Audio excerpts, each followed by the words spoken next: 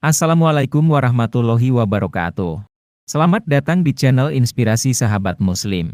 Jangan lupa like, subscribe dan share dan klik tombol lonceng agar mendapatkan notifikasi video inspiratif sahabat muslim lainnya.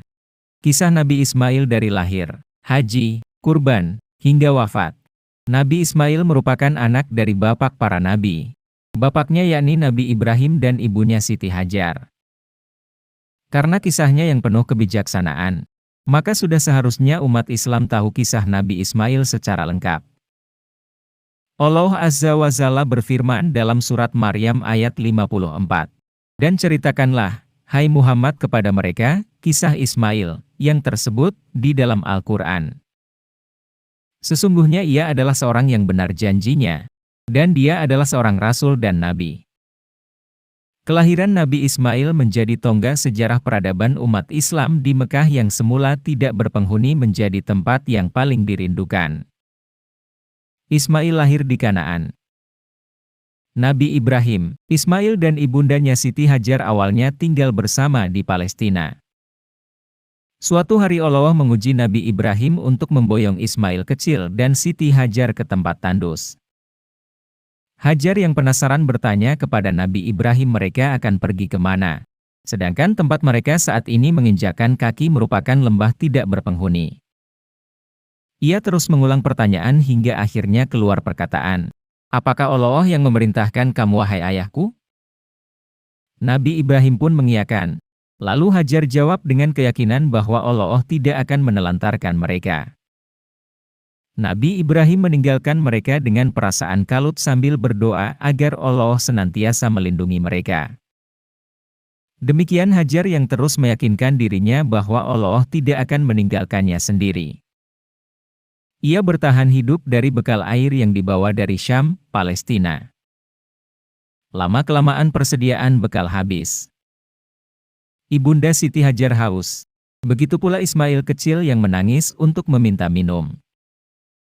Siti Hajar pun berusaha mencari sumber mata air dengan berlari dari Bukit Syafa dan Bukit Marwah sebanyak 7 kali. Hasilnya nihil karena tempat tersebut tidak ada penghuni selain mereka berdua. Peristiwa keluarnya air Zam-Zam. Sambil menangis, Ismail kecil menghentakkan kakinya dan keluarlah air jernih dari tanah yang tandus. Hajar senang sekali hingga bergumam, Zam, Zam, Zam, yang artinya berkumpul. Itulah asal mula sa'i sebagai salah satu tahapan saat haji dan segarnya air Zam-Zam yang dirindukan oleh jamaah haji di seluruh dunia.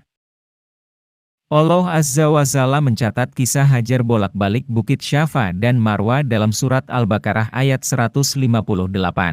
Sesungguhnya Syafa dan Marwah adalah sebahagian dari syiar Allah.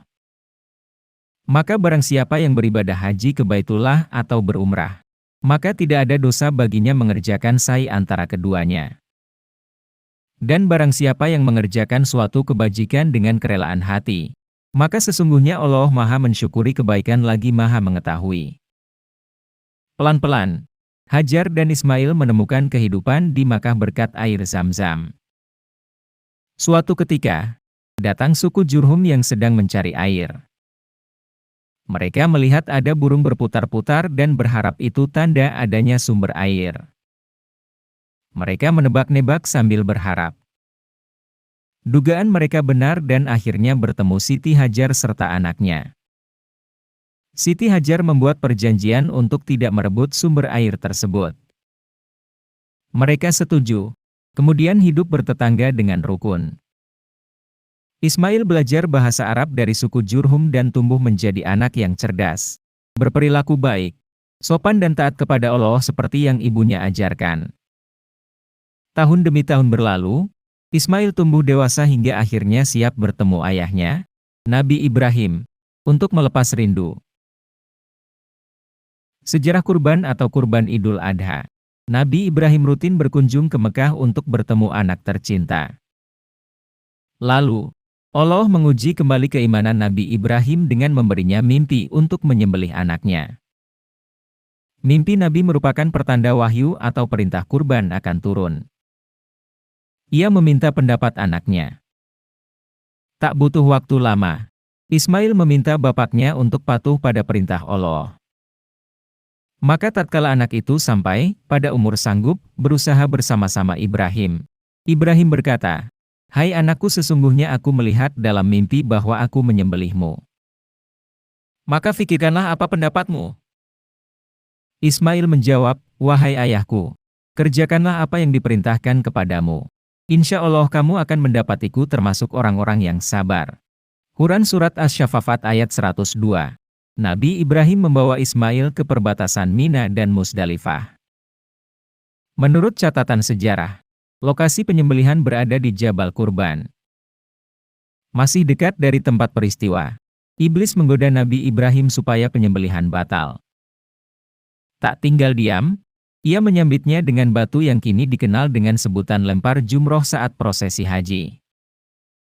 Setelah sampai di Jabal Qurban, Nabi Ibrahim membaringkan Ismail dan menutup mata Ismail dengan kain putih. Saat pisaunya siap menyembelih anaknya, Malaikat Jibril menggantikan Ismail dengan seekor sembelihan yang besar.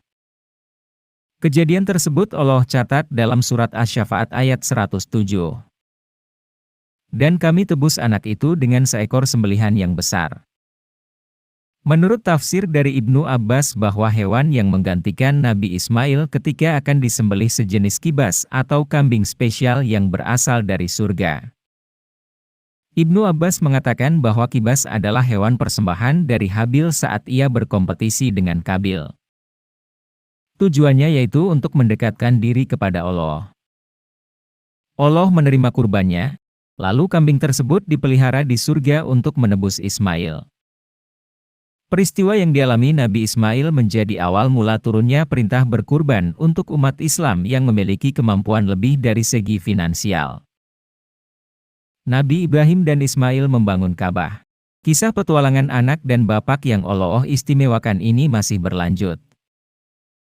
Allah memerintahkan Nabi Ibrahim untuk membangun Ka'bah sebagai rumah ibadah pertama bagi manusia. Ia membangun Ka'bah langsung di bawah bimbingan Allah melalui perantara awan. Usai menentukan derajat posisi, Nabi Ibrahim membangun pondasi. Lalu, ia meminta tolong kepada Ismail untuk mencari batu paling bagus sebagai penanda manusia. Ismail bertemu Jibril dan memberikannya batu putih yang dikenal sebagai Hajar Aswad. Menurut keterangan hadits dan kitab Syaraf Al-Mustafa, Hajar Aswad disebut sebagai salah satu batu yang berasal dari surga yang berwarna putih terang. Dari Ibnu Abbas Rasulullah mengatakan, menghitamnya Hajar Aswad seiring dengan dosa-dosa yang diperbuat oleh manusia.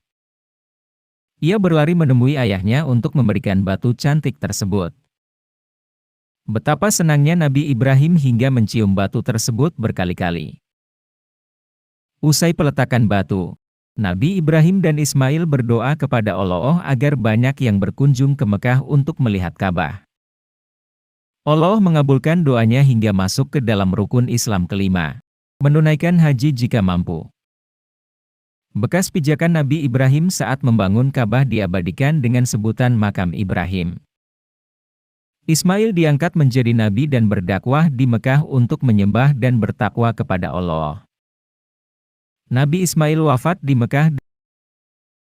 Lokasi makam Nabi Ismail sama seperti makam ibunya, Siti Hajar. Hikmah kisah Nabi Ismail dan implementasi kurban.